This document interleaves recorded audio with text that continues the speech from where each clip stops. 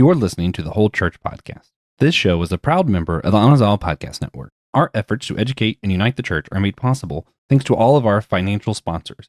If you too would like to help support our show, you can do so by going to our website and either becoming an official member of the Whole Church Podcast, leaving a one-time tip, or by purchasing a t-shirt to get the word out about our show. Thank you, and we hope you enjoy this episode.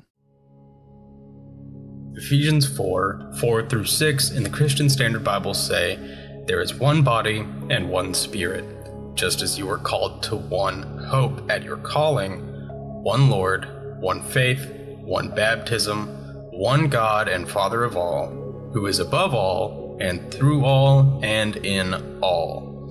So, in the book of Ephesians, Paul is writing to the church in Ephesus about what it means to be the church. James McGrath, how does this verse help us better understand the importance unity has to the DNA of the church? Yeah, I mean, it's this all-encompassing vision, right, of God that is sort of in all things, and lots of theologians have said this. Paul Tillich in particular comes to mind, but when we focus on our little commitments, whether it's to a church, a denomination, a country, something like that, that's when we divide, right? And it's when we really grasp that we're part of something bigger and that we're so small in comparison, and our grasp of reality is just such a tiny little snippet of all it is, that puts our nation, our religion, our family, our ethnicity, or whatever it is, sort of in the context of this greatness that is God. Mm-hmm. And it's humbling. And if there's something that's crucial for unity, I think humility got to be somewhere high up on the list. Yeah. Amen. Verily, verily. Such things as we like to say when someone spits verse at us. Hey everybody, welcome to the Whole Church Podcast, possibly your favorite church unity podcast, but also totally cool if it's not, because it would defeat the purpose if we were, competing with other unity podcasts of which one of us is more united than the others and more at peace with all men. And I don't think that works. So I'm Joshua Noel. I have one job. It's to make that little rant that I just did and then announce the one and only Pod Almighty, TJ Tiberius Juan Blackwell, and introduce him to his own show. So welcome to your show, TJ. Thank you. Yeah. Also, for a bonus, I'll also introduce one of the world's greatest guests, return guest, friend of the show, great guy, Star Trek and Doctor Who buddy of mine, one and only Dr. James McGrath. So glad to have you back, man. Great to be back. Always great talking to you. Man, it's always great to just see you, talk to you, everything. Yeah. The little breaks in between beer camp. Like, I have to have at least one or two podcasts to hold me over, Yeah. Speaking of Theology Beer Camp, people should check it out. Oh yes, yes. Kansas City this year. Yeah. That's where we first met in person, at least. So. Yeah. And yeah, it's just, it sounds frivolous, and it is. It's hilarious. It's good. It's hilarious in all these different ways every year. But I didn't expect before the first time I went, and it's consistently been every time I've been. It's moving. It's profound. It's life-changing. It's inspiring. In its vision of the church, and the church, across difference. Yeah. It's conceptually, it's just a little silly, and isn't that just the most unifying thing?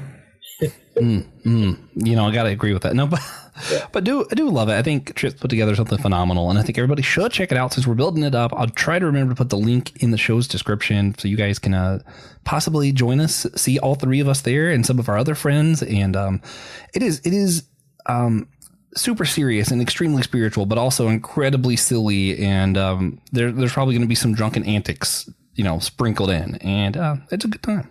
Probably. But if you're not familiar with him, Dr. James McGrath is a return guest. Like we said, he's a good friend of ours. He's the Clarence L. Goodwin Chair in New Testament Language and Literature at Butler University.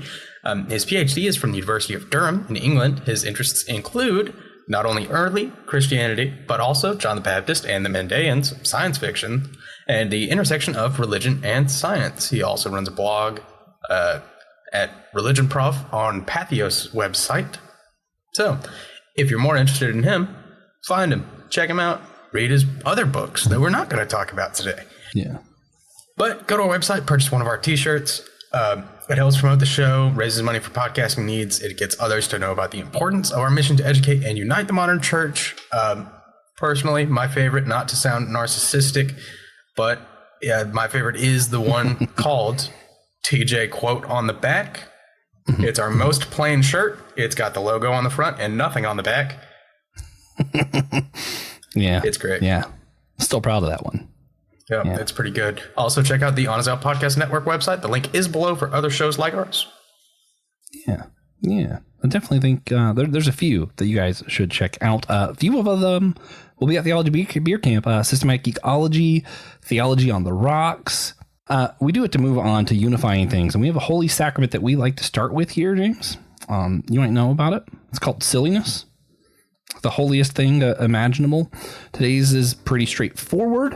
TJ and I will answer first. Give you time to think about it. If you were a tree, what kind of tree would you be, TJ? Hard question. I like a tree that's easy to climb, but also... That doesn't mean you would be it. Yes, it does.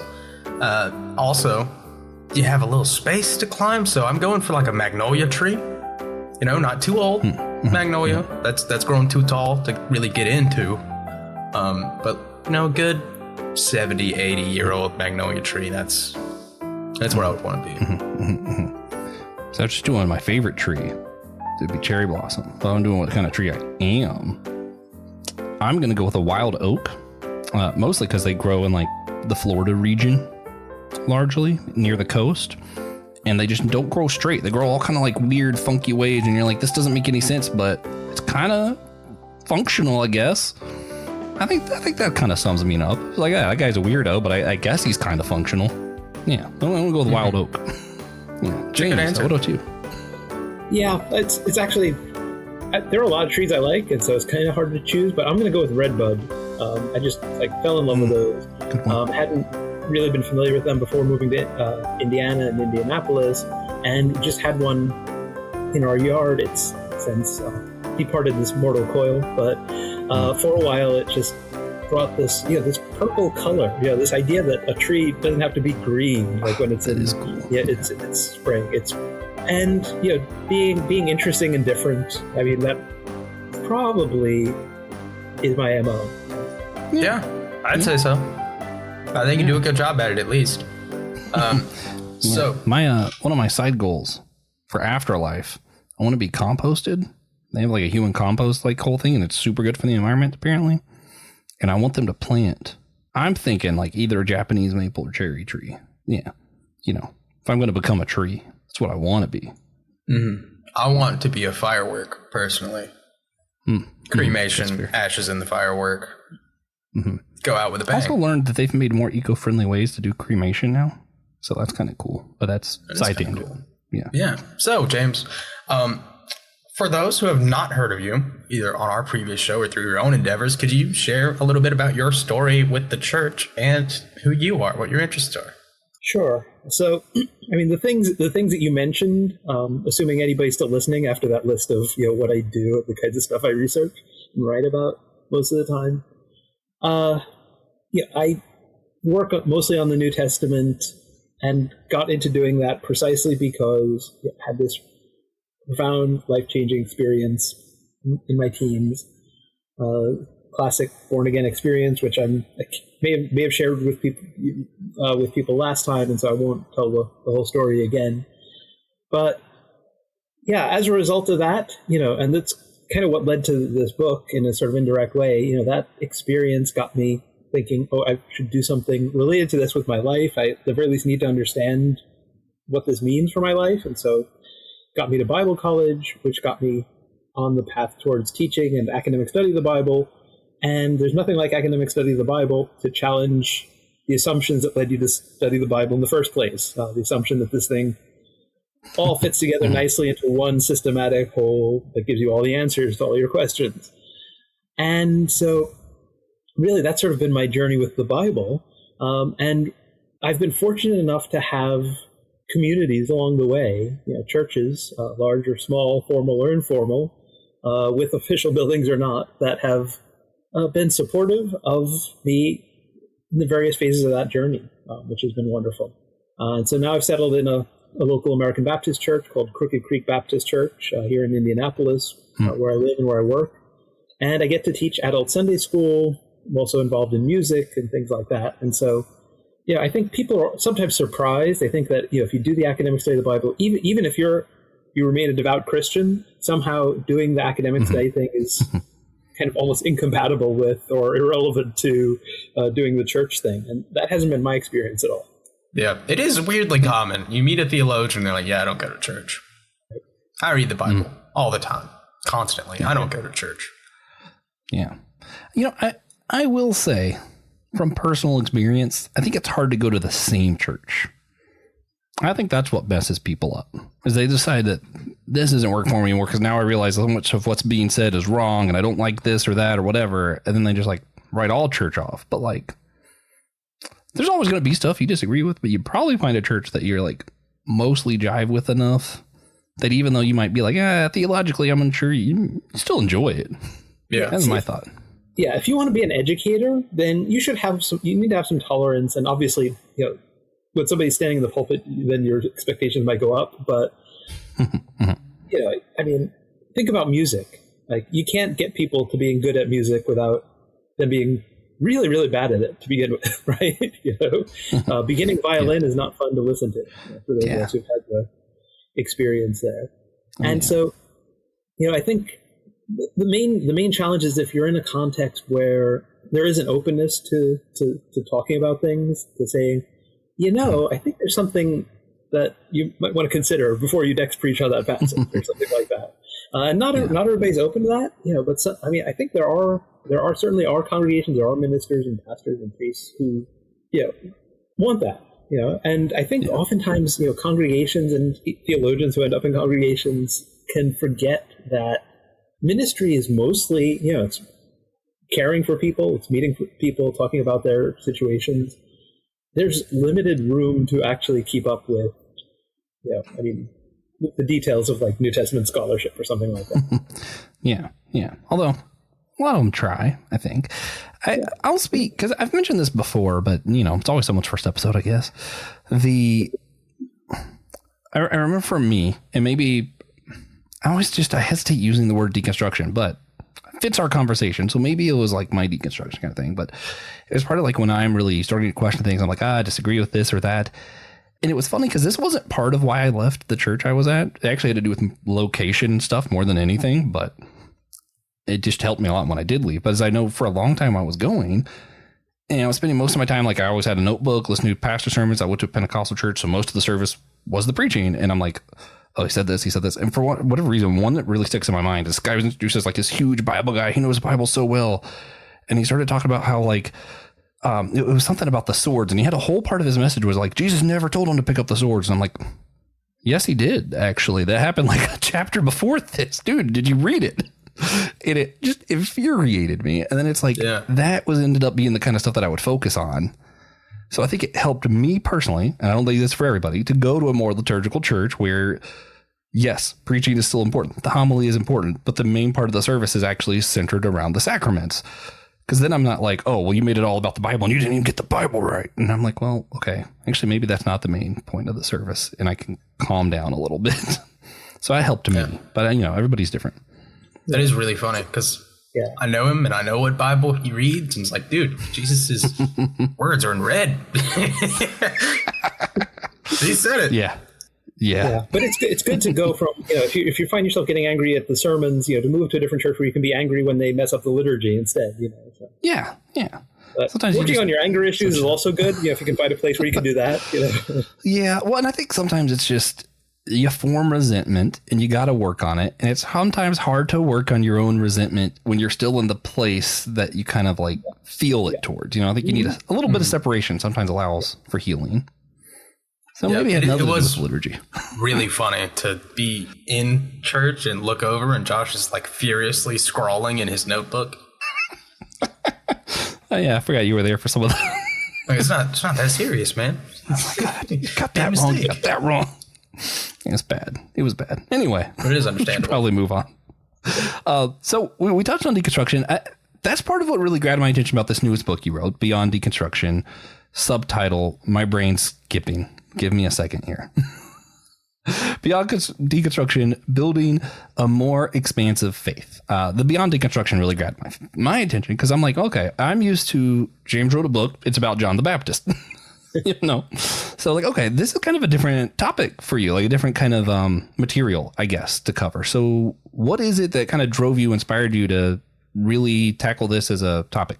Yeah. And the working title for much of the time was Reconstructing Your Faith, you know, about that, getting beyond the part where you're pulling things apart, you're saying this doesn't work anymore, you know, to really emphasize that it's about figuring out, once you've worked through that, how do you develop a sort of a positive vision about where you are and a positive way of articulating who and what you believe and what you're about.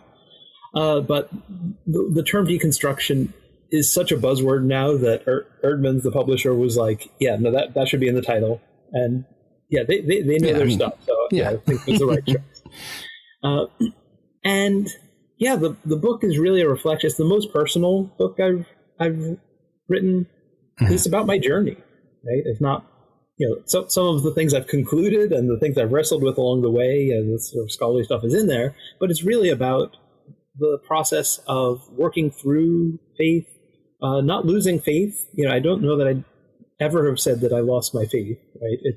It's that I lost beliefs, right? And one of the most helpful things, you know, on the way was realizing that my faith can be something other than, you know, a system of doctrine and dogma, which, you know, you take the package, or otherwise, you know, if you have questions about it, then you have to sort of apologize for, you know, it's like, well, I'm still a Christian, but, you know, and realizing that, you know, Christianity has never been just one thing, that sort of the most conservative to fundamentalist versions of it are not sort of the default, and certainly not the only form that this religious tradition has historically had or can have.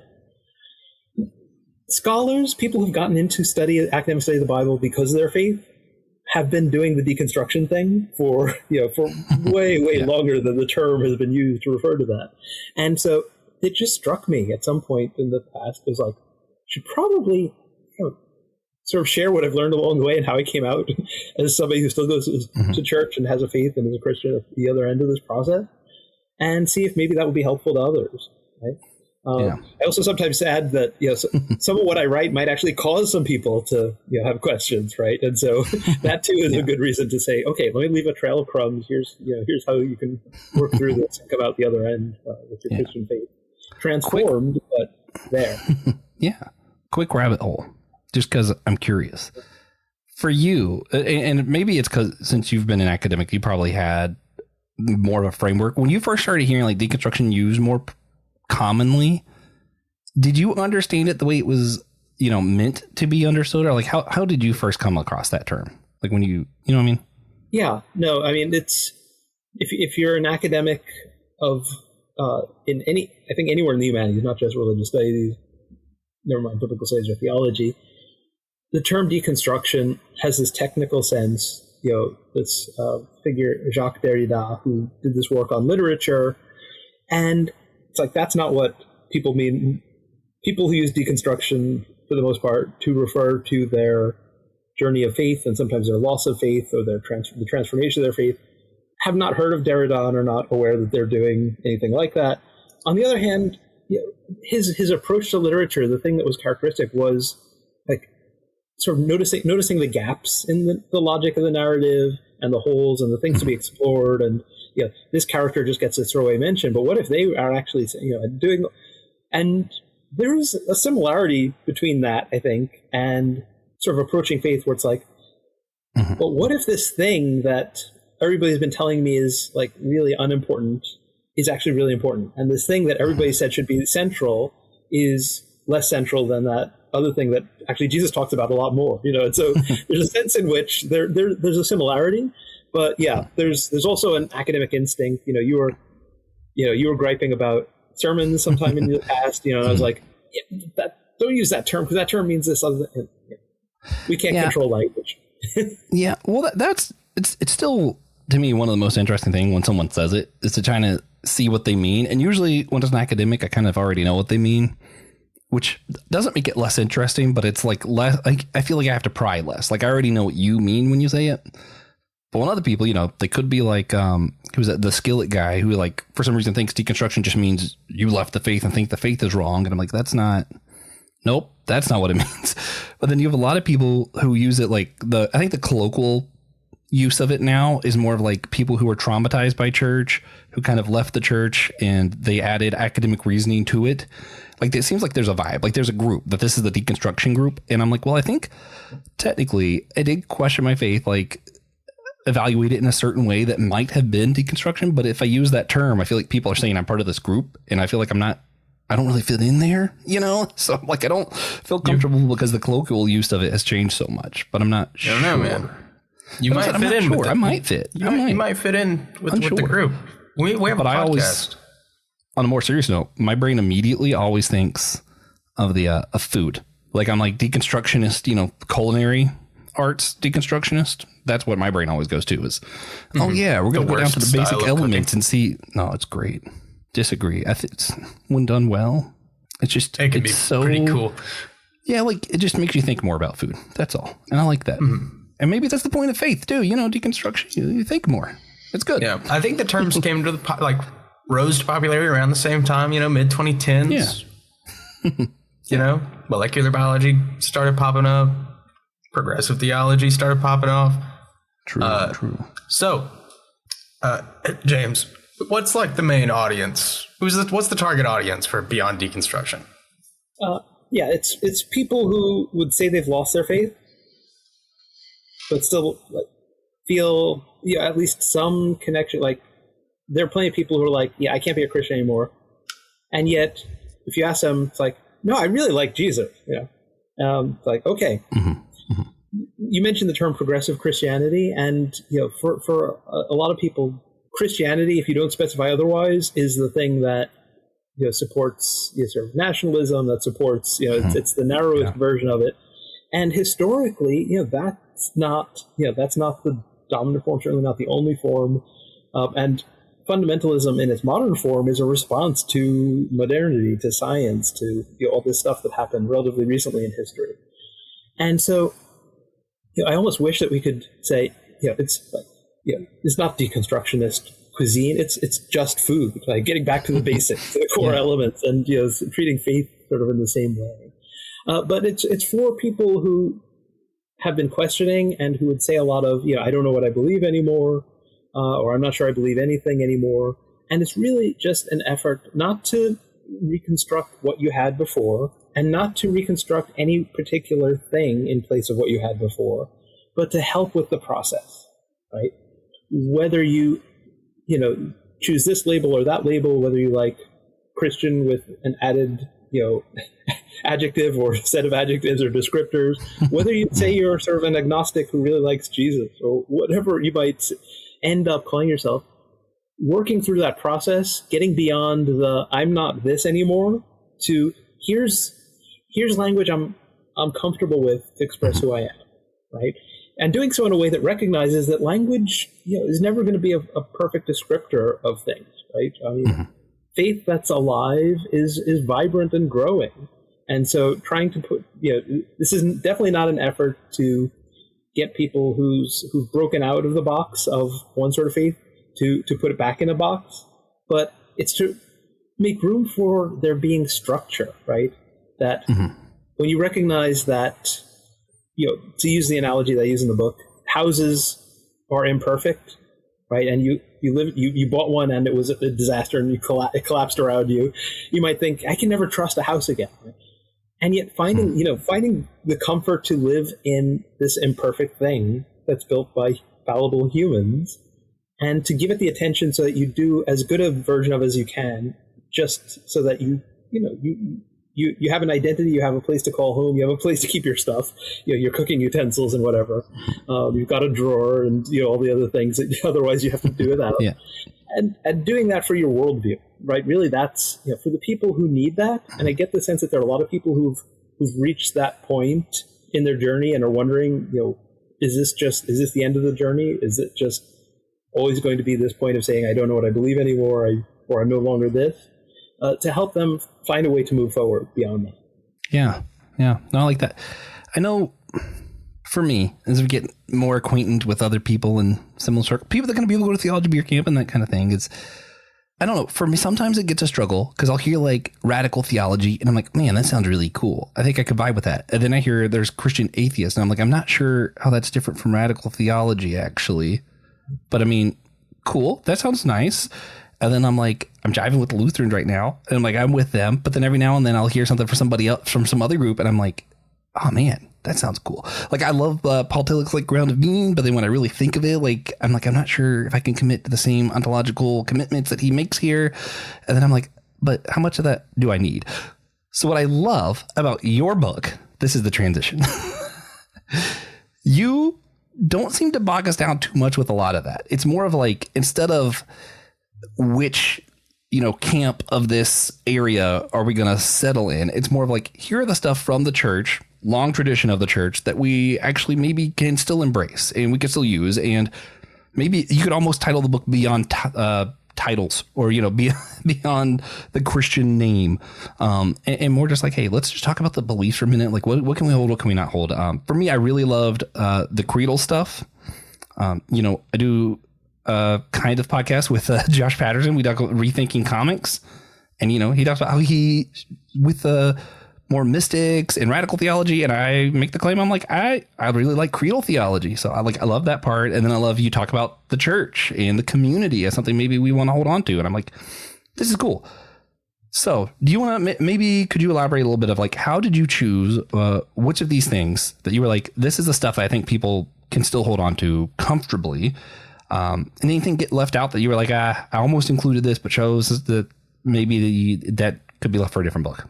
Yeah, I'm not aware of having left anything out, except that I think at one point, I talked about one particular issue, and one of the editors was like, yeah, you might lose some people if you sort of include that, and because there are some of my views in there which I try to sort of hold to sort of tentatively and provide an illustration of that. But at one point, I think I made some assumptions and was still not quite broad and inclusive enough.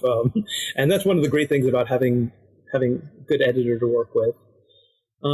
And really, that's the kind of thing that I think is supposed to be part of our Christian faith, right? Is being open to someone saying, you say you're trying to be inclusive, but there are people who you're excluding by the way you're framing this, or your assumptions about issues or things like that.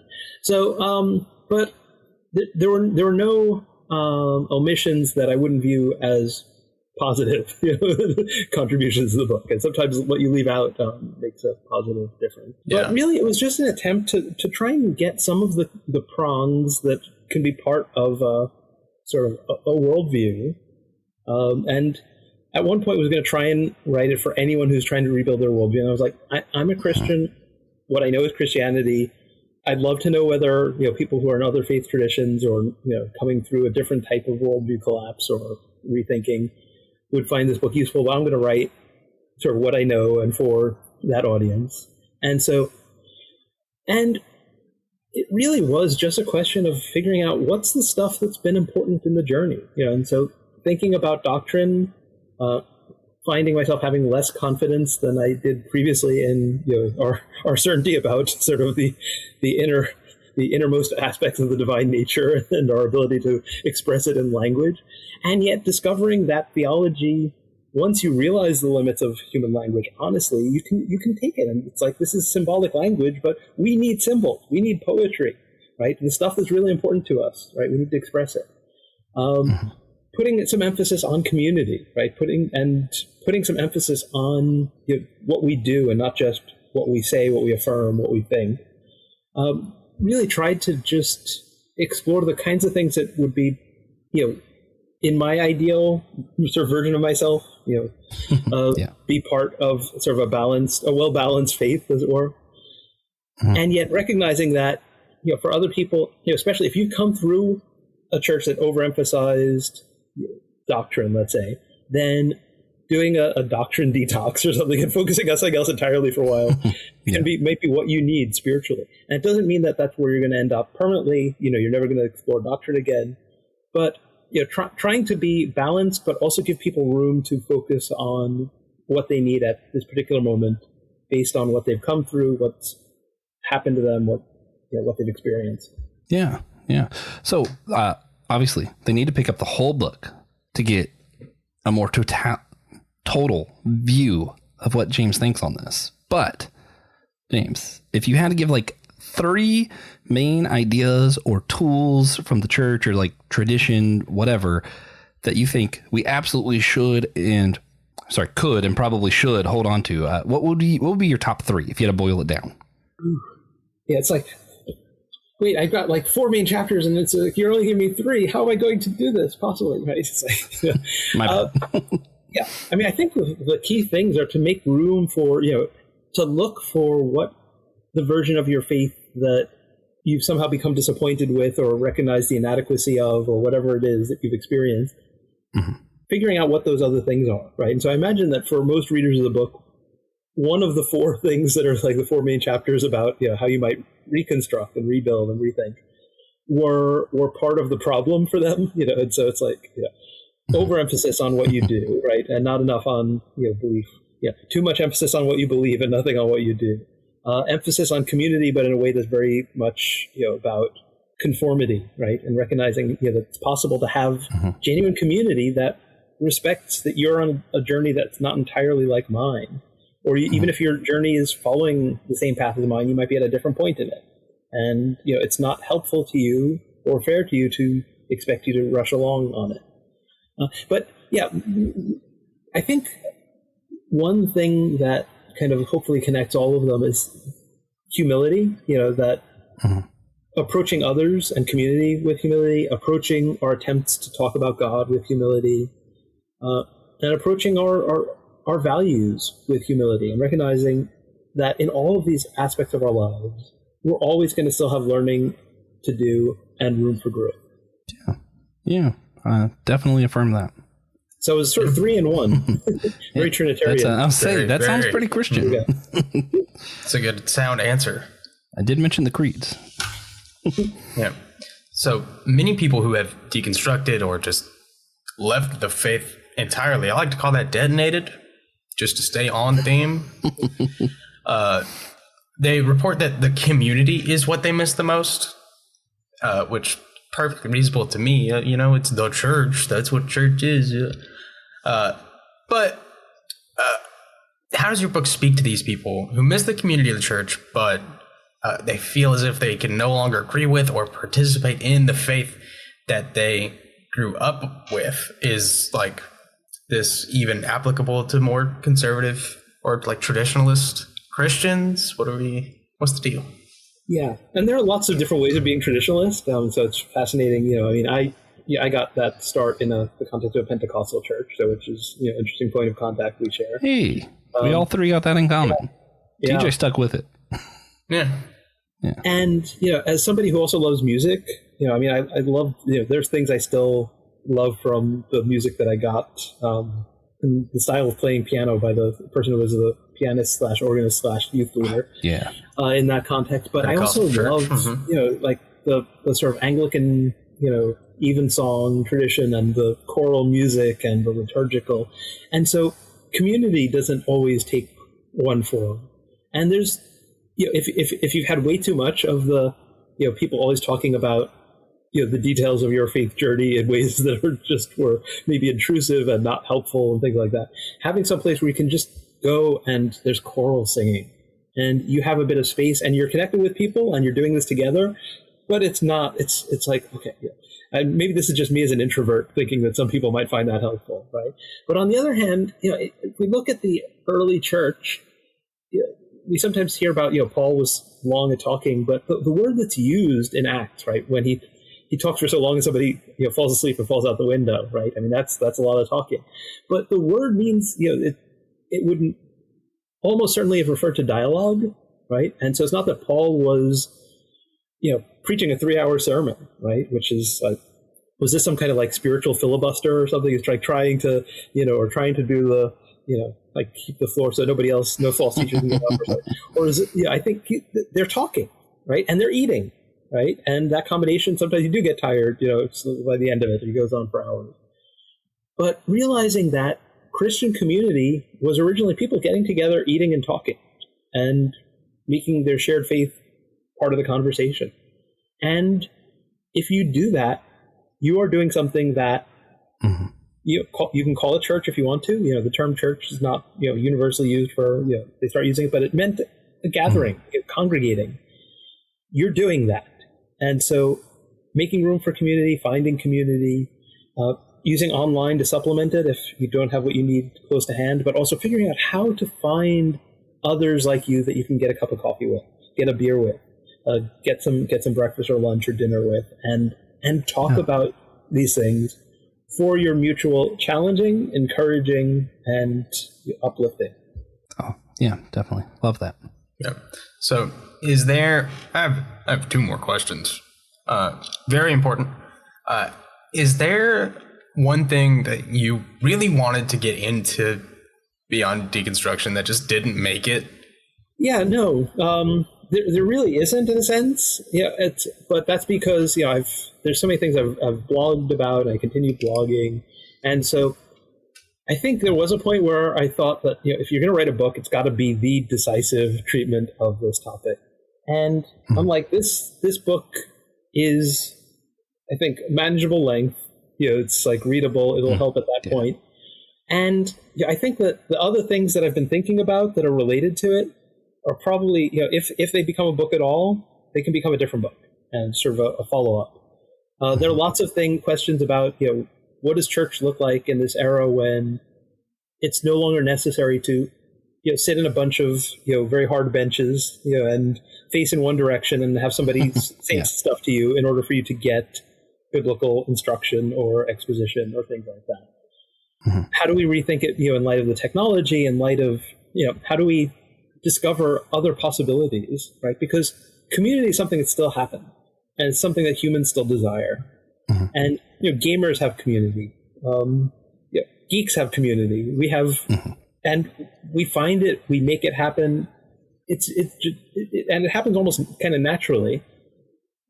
I feel like there are things we could learn from the gamers and the fandoms and the others about church and creating authentic community, rather than saying we've got to have community because otherwise what we're going to, if we try and have community for community's sake, it's like trying to bring people into church in order to keep the budget. It's like, no, that's not, as soon as you get that sort of approach to it, it starts becoming self-defeating.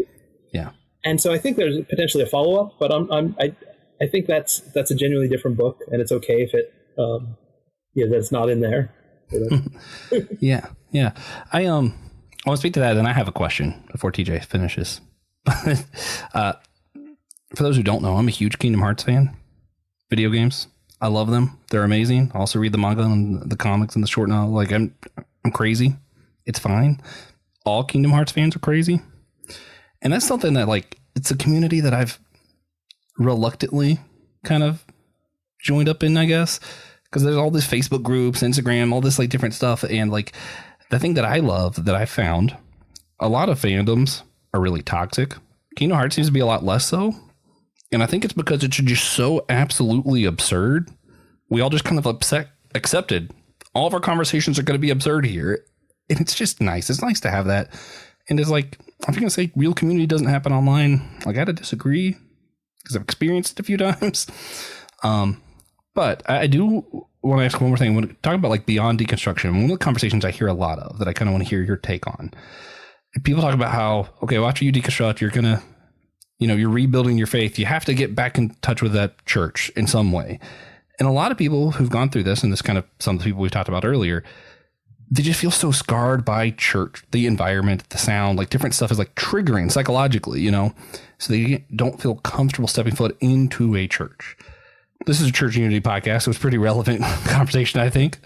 As far as you're concerned, what would your advice be for those people who miss the community stuff, like you were talking about, we're going to go grab a coffee, but maybe they agree with the creed and stuff. They're reading your book and they agree with a lot of this stuff, but psychologically, they just can't bring themselves to step foot in a church again after whatever's happened to them. What would your advice be?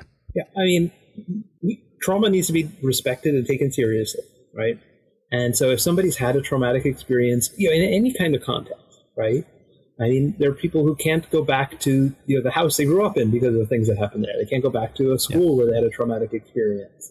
And on the one hand, it's useful to work through those things, because it's freeing, right? Otherwise, we're sort of held captive in a lot of ways, right? Sometimes we're paralyzed by that trauma, but definitely don't rush anybody to that, right? And that's one reason why I think it's important to emphasize that as much as those of us who've found communities that meet in traditional looking buildings and have some of those classic elements, would want to say that we hope you find a community that's so different from the one that hurt you that you learn to trust other people again and learn to trust that you'll always be cautious and maybe wary, but recognizing that you can trust again and that not everyone is the same. Don't rush anybody getting there, and go to where people are. I mean, that's the thing that so many churches, conservative, liberal, and everything in between, is we expect people to come to us, right? Or we do a really bad job of standing on the street corner doing the the classic evangelism thing. Yeah. But meeting people where they are and really being comfortable enough in our own faith and worldview that we can talk with someone. It's not all about, I'm going to try and persuade you so that you come to church with me, or I'm going to, we're just going to talk, and I'm going to be a listener, and I'm going to be what you need, right? If you want someone to heal from church-inflicted trauma, that's the best thing you can do, I think, is to be someone who is a Christian and who doesn't try to rush them to some sort of stage of healing, but who listens and genuinely hears and doesn't rush to defend the faith because this person was hurt. There needs to be, spending the rest of your life just talking about your negative experiences is unhealthy, but never getting a chance to fully express them and have them fall on sympathetic ears is also not healthy. Yeah. I feel obligated to shout out a good example. So often you'll hear people talk about Pastor Will this way, where they were like, I don't know if I ever wanted to be around pastors or church ever again. And they'll be like, but then I met Will, and he never pressures anybody. He just kind of wants to hang out. And so I think that's a good example. If you know Pastor Will, be like Pastor Will. Yeah, if you don't know Pastor Will, get to know him. Yeah, Holy Trinity Lutheran Church on YouTube, also the Homily in Network. The Homily, yeah, on you can find out more about Podcast Network. Yeah. So, James, is there anything else that we should be discussing about church unity that can be learned from beyond deconstruction? I just hope that precisely by not giving a one-size-fits-all vision of the church, right, it actually is conducive to discovering the unity that makes room for difference. Because I think that's the only kind of unity that we can really have, right? Yeah. When you try to have imposed conformity, it's stifling to creativity. It's, people often end up pretending to be things that they're not, or hiding, questions, hiding aspects of themselves. And so recognizing how to be who we are authentically, to have values and to firmly believe them and be committed to them, and yet not be so committed that we stop recognizing that we have things to learn and could be wrong, and so need to listen to others.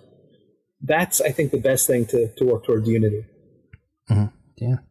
Which, this might be a cheesy time to plug this, but there is a shirt on the Amazon Podcast Network. If you go to the Amazon Network website, because what the network is really about is like Christians genuinely engaging. And what I love about the shirt is like genuinely engaging. It has like church, pop culture, scripture, kung fu, horror. It has a little list, and at the end it says one another. And I think like that's really the heart of what we want to do as a network. So not just like me and TJ, but like Theology in the Rocks. You got Lee and Christy doing something similar. Everybody at Systematic Ecology doing something similar. Christian Ashley, from a more conservative perspective, he is still trying to do something a little similar to this. And that's where I really appreciate what you said there, James. And hopefully we all take that to heart. Yep. So if you want to buy your own copy of Beyond Deconstruction, Building a More Expansive Faith, James, where should we go? I think I'll just say go to your local bookstore. Pick one that is there, actual place that provides that, and order it through them. I mean, that's probably good for me as an author. To have them have people asking for it, but we don't realize how much if there were no places to meet and get together and sing and do the church thing, we'd be like, wow, we really lost, we really threw the baby out with the bathwater. And I feel like the same thing is happening with bookstores, is that, yes, you can get them online, you can go on YouTube, listen to a sermon, you can go online and buy your books, but that would be my recommendation. Find a small one that, and if it's your favorite, just go there. If you don't have a favorite, ask yourself why you don't have a favorite bookstore and, pay one a visit. That would be my recommendation. But if you are somebody who is struggling to purchase this book, but you think it would be helpful, then by all means go online and find the cheapest price you can find. Yeah, that's fine too. Right. I'm a big fan of digital books, but also since James didn't have a particular place, I feel like he'd be okay with me giving this advice to everybody. Along with your local bookstore, public libraries are incredible places. Yes. And if you ask for a book, they'll bring it. And then not only will you get to read it, a bunch of other people will see it and have a better chance of reading it. Oh, thank you. Yeah. I mean, you asked for a bookstore, and so my mind immediately went there. But I don't think people realize that, first of all, you can recommend a book to the library and they will almost certainly get it. My library has so many graphic novels because of me. Yeah. And that does so much for authors, right? I mean, libraries getting them, it's people discover books that way. People, it's like, but I want the book to be useful to people. I'm not thinking, how many copies can I sell, but actually recommending it to libraries is a good way to, sell more copies and, save yourself from having to pay for it. So please do that. Please. Yeah. Thank you. I read both of your John books, but the more expensive one, that's how I did it. I didn't have to pay for it. Good call.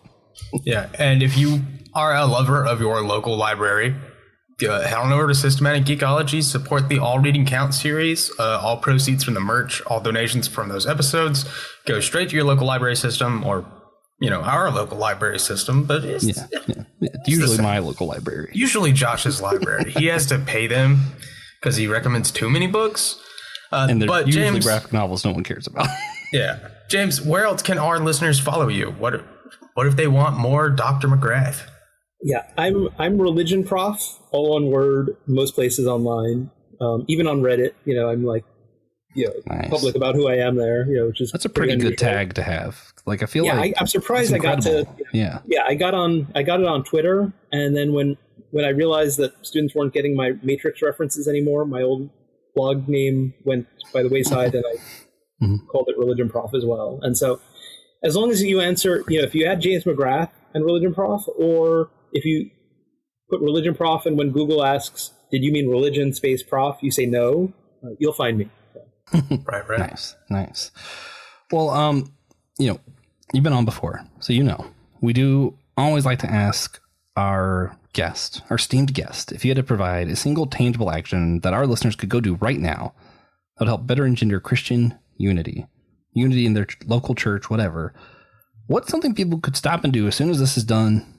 To turn the podcast off, they're going to go do this thing. It's going to help better bring about unity. What would it be? Think of the person that you like the least. Probably someone you don't know directly, right? Because it's always hard to.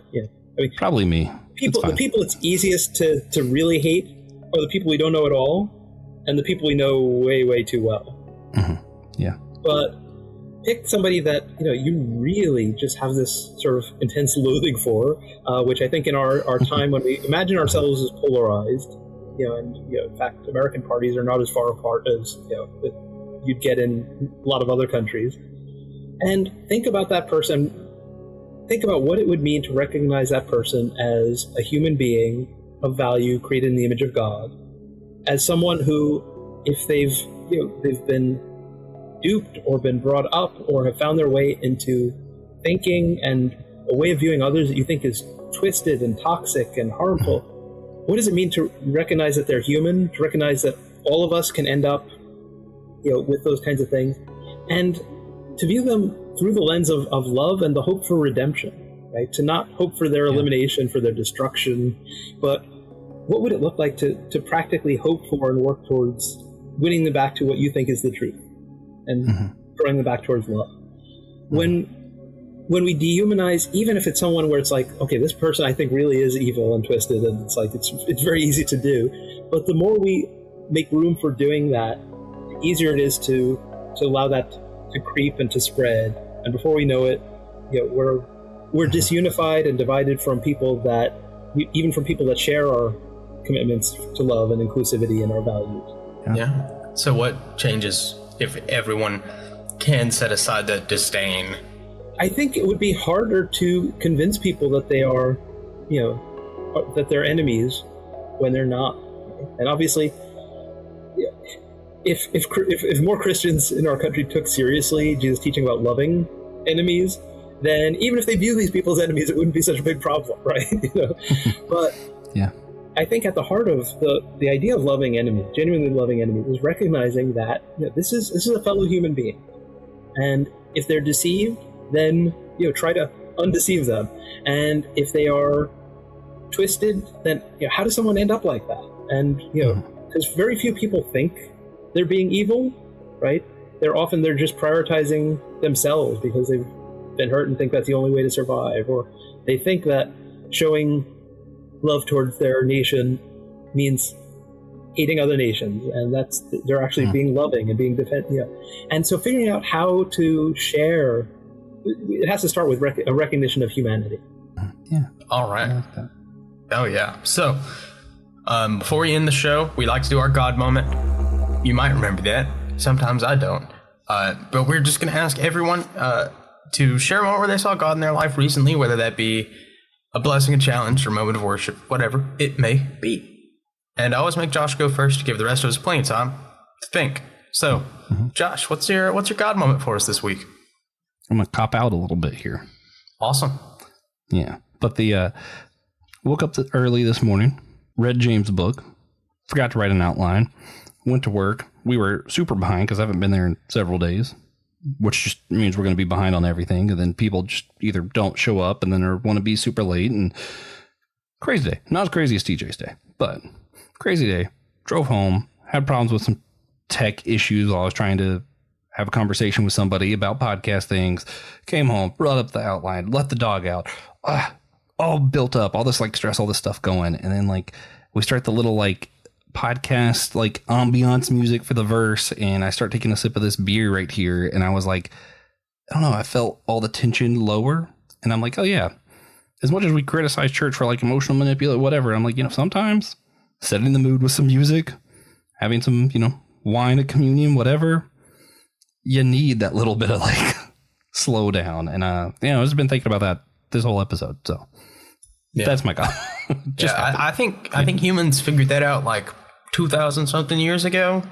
Yeah, I just forget sometimes, But yeah, no, it's a good lesson to relearn whenever you can. For me, my God moment is every moment. Amen. Hallelujah. Whoa. Yeah.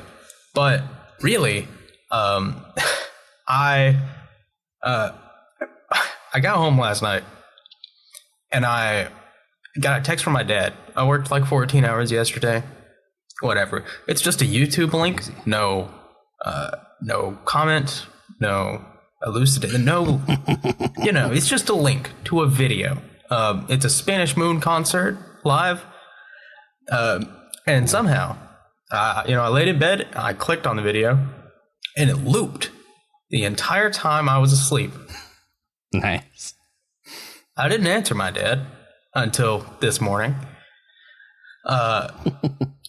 But for, 4.5 hours while I was asleep, I just heard that the whole time. Nice. And I'm not insane yet. So, thank you, God. And thanks to my dad, who answered me when I texted him at 5 a.m. and said, yeah, that's really good. I was reading James' book right then when you were doing that. Yeah. But those are the little things to me that makes it all worth it, Yeah. Also, the song is pretty good. Pretty good performers. I'm not familiar. You wouldn't be. So, James, do you have a God moment for us? Yeah, I grew up in New York City. It's not known for, it does have some nice parks and places, but not known for, sort of connecting with nature. That's not the thing that it does exceptionally well. And one of the things I love about Indianapolis is that, there's like a creek that runs behind my house. There's, this stuff like right in the city. And so the weather's been getting better, and, I've been able to get outside, do some stuff in the yard, was able to cycle to work today. And just recently trying to figure out, just make some decisions that I need to make before the end of the month about a sort of sermon series and things like that. What are the texts going to be? What do I want to do? And just spending that time, that it's like getting yourself out of the office, getting yourself out of the workplace. It's like, it's so easy to cut those things out and say, I don't have time for that. And yet, the going for a walk, going for a bike ride, I often, it's like the way I force myself, it's like, okay, I'm going to ride to work, and so it's like I'm doing it's transportation, but finding a way to make that something that, you can pray, you can meditate, you can think, you can just have your thoughts wandering and not be specifically accomplishing something. Because particularly in an area like mine where, a lot of what I do involves, creativity and figuring out not just what am I going to talk about? The syllabus is made for the start of the semester, but how am I going to talk about it, right? How am I going to illustrate it? How am I going to convey it? What's going to go into the book? What's going to be in the sermon? Taking time to not be doing actively trying to achieve something else, and just to think and let our thoughts wander. Just that has opened up God moments recently, but also has a history of doing so, which makes me wonder why I don't do it more often. Yeah, I love those moments. Yeah, maybe you'll find out when you ride home. Yeah. Hopefully not. But if you like this episode, and if you didn't like this episode, please consider sharing it with a friend. Share with your enemies, topically. Share with your cousins. Especially your cousins. Super important. Share with your cousins. They are obligated to eventually check it out. It's in the cousin contract when they first sign up to be related to you. Yep. Yeah. So you can check out our website to purchase one of the t-shirts to help promote our show, help us raise money for podcasting needs, and to let others know about the importance of our mission to educate and unite the modern church. And Josh, are you wearing the TJ quote on the back shirt? No, I forget what this one's called, but it's the one that's like, what happens when this person, and like a list of all the different kinds of people we've had on the show before come together. Oh, and it's like okay. The whole church podcast. Okay. A lot of text, but I do like it. It's fun. Yeah, it's the one that's like one of those jokes, priest, rabbi. Yeah. Yeah, that one's pretty good. Yeah. Also, check out some of the other shows on the Anazal Podcast Network. We mentioned some earlier, so I'll mention some of the ones at Theology Beer Camp again. Systematic Geekology. Check that one out. Check out Theology on the Rocks with Christy Whaley and Leah Robinson. I think those are the only. Oh, I'm going to be at Theology Beer Camp. Check out Be Living Water. That's my other show. That's cool. Yeah, and we hope you enjoyed the show. Coming up, we're going to have Dr. Thomas J. Ord on again to discuss his newest book, A Systematic Theology of Love, Volume 1. Then we're going to be talking with Pastor Sarah Hinckley Wilson about her time as a pastor in Japan, as well as her podcast, The Queen of the Sciences. After that, we are going to begin a series on the behind the scenes of ministries, from the local church to publishing and more. So, big, exciting things. We're finally hopping on the How It's Made wave from 20 years ago. And at the end of season 1, Francis Chan will be on the show. Yeah, probably. He doesn't know about it, but if someone tells him, twists his arm, informs him that he's obligated, maybe. Yeah.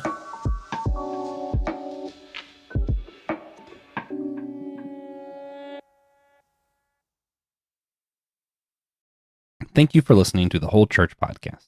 Remember, if you too would like to help support our efforts to educate and unite the church, you can do so by going to our website in the show's description. Consider becoming an official member of the Whole Church Podcast, leaving a one-time tip, or purchasing a t-shirt to support our efforts. Thank you again.